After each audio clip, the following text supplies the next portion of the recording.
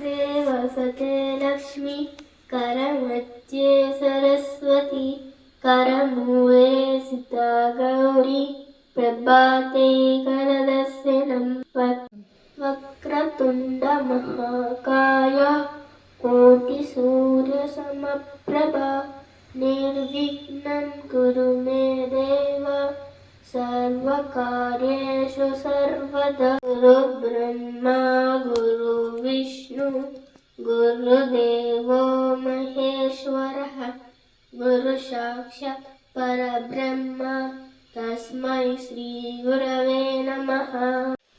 ओंकारं बिन्दुसंयुक्तं नित्यं ध्यायन्ति योगिनः कामदं मोक्षदं चैव ओंकाराय नमो नमः।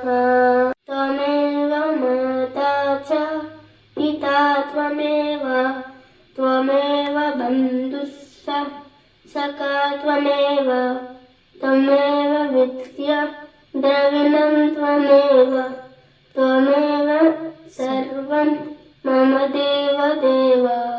सहनावतु सहनौ भुनक्तु सह वीर्यं करवावहै तेजस्विनावधीतमस्तु मा विद्विषावहै।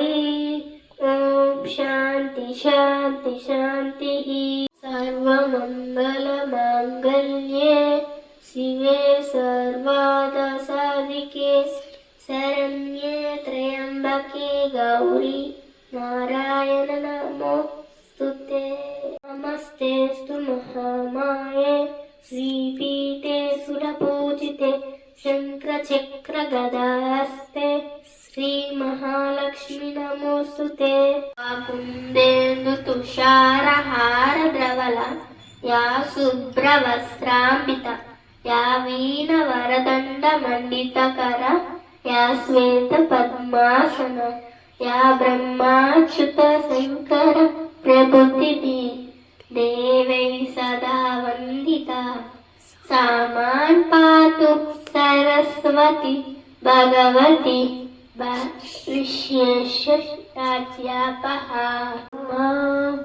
सर्गमया तमसो मा ज्योतिर्गमया मृत्योर्मा अमृतं गमया।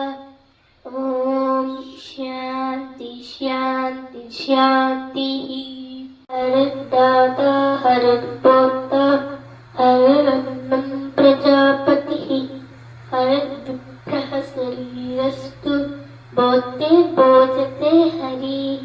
मनोजवं मारुततुल्यवेगं जितेन्द्रियं बुद्धिमतां वरिष्ठं वातात्मजं वानरयुद्धमुख्यं श्रीरामदूतं शिरसा नमामि। रामं स्कन्दं हनुमन्तं वेनतेयं वृकोदरं स्मैने स्मरे नित्यं दुःस्वप्नं तस्य नश्यति। साईश्वराय विद्महे सत्यदेवाय धीमहि तन्नः सर्वः प्रचोदयात्। ॐ शान्ति शान्ति शान्तिः।